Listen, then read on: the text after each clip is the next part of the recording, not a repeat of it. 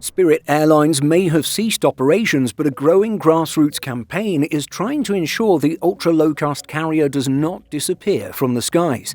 Just a day after Spirit's final flights landed, a community-led initiative called Let's Buy Spirit announced that it had already attracted more than $22 million in public pledges aimed at reviving the airline. The effort, organised online and amplified through social media, proposes transforming Spirit into a publicly supported community-owned airline modelled after the Green Bay Packers. So in this video we take a look at the grassroots movement trying to bring Spirit Airlines back and whether a community-owned airline could actually work. The movement has quickly gained traction among former Spirit passengers, aviation enthusiasts and employees affected by the carrier's collapse. Supporters argue that Spirit played a vital role in keeping airfare affordable across the United States, particularly for budget-conscious travellers who depended on the airline's ultra-low-cost network. While the campaign is still in its early stages, its rapid fundraising momentum underscores how strongly some travellers identified with the brand, despite its controversial reputation and mixed reviews. Spirit Airlines officially ceased operations on May 2nd after years of mounting financial pressure, multiple bankruptcy restructurings, and failed attempts to secure additional funding. The airline immediately grounded its fleet, cancelling all flights and leaving thousands of passengers scrambling for alternatives. The shutdown marked the end of 34 years of operations for one of the most recognisable ultra-low-cost carriers in North America. The carrier's final chapter unfolded rapidly. After merger attempts with both JetBlue Airways and Frontier Airlines failed to secure long-term stability, Spirit struggled under rising fuel prices, debt obligations, and increased operational costs. The airline had reportedly explored federal assistance and additional restructuring measures, but negotiations ultimately collapsed.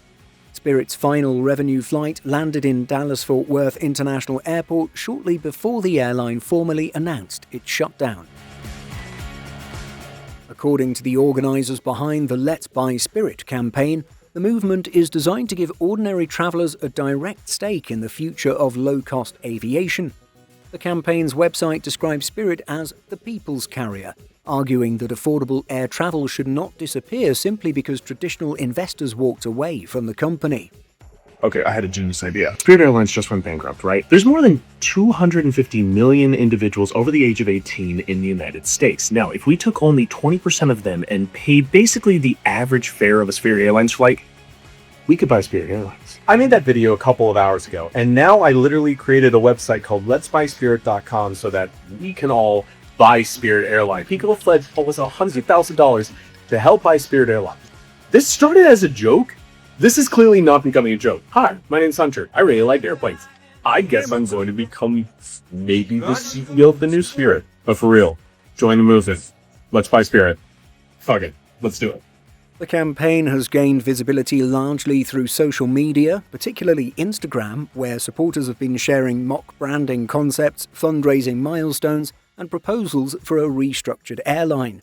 The account promoting Spirit 2.0 represents the effort as more than just a nostalgic revival campaign.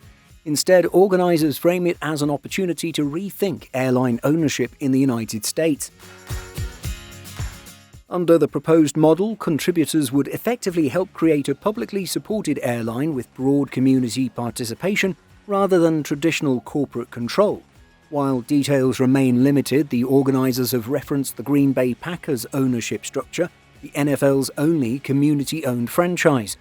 The Packers model has long been viewed as unique in American professional sports because ownership is distributed among thousands of shareholders rather than concentrated within a single billionaire or investment group.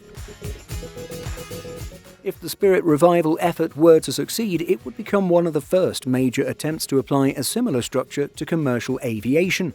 That alone has generated considerable discussion across online aviation communities.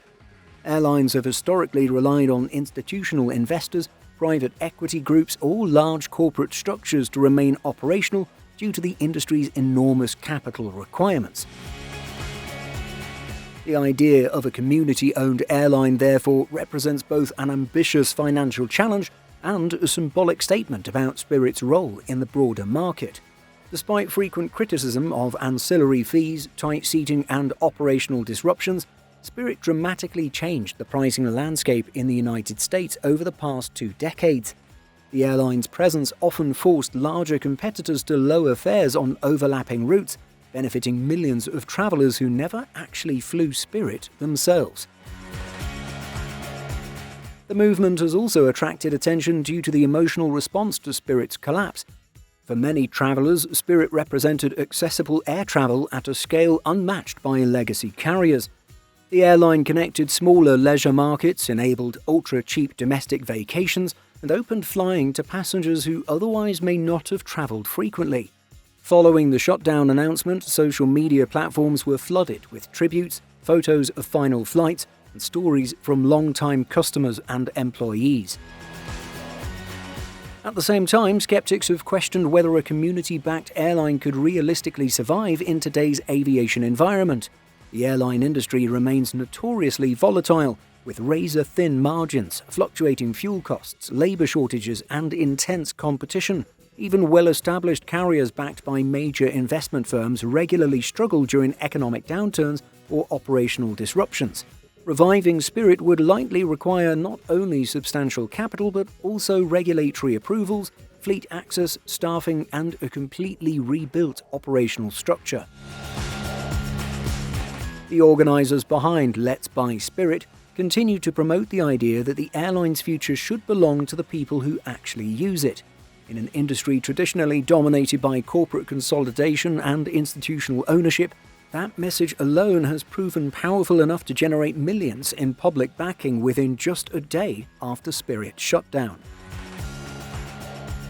For many supporters, the disappearance of Spirit represents a possible erosion of genuinely low-cost flying. The carrier and its famous bare fare model had a powerful effect on bringing average airfares down, forcing other carriers to lower their cheapest tickets and provide passengers with more affordable options. The well-studied phenomenon is known as the Spirit effect, while the reverse is also true, as airfares rise on routes where a low-cost carrier has recently stopped flying. In response to budget airline competition, major US airlines have implemented their own unbundled basic fares, with Delta Airlines becoming the first US carrier to offer a basic economy ticket in 2012, joined by American Airlines and United Airlines in the following years. With Spirit's demise creating a sudden vacuum in the low-cost market, many cost-conscious travelers worry that the era of ultra-low fares in the US could be coming to an end. What do you think? Could a community-owned airline like Spirit actually work? Or is this idea too ambitious for the realities of the aviation industry? Let us know by leaving a comment, and don't forget to subscribe for more aviation content. See you next time. In addition to our daily YouTube videos, Simple Flying publishes over 150 articles and a podcast every week. Visit simpleflying.com.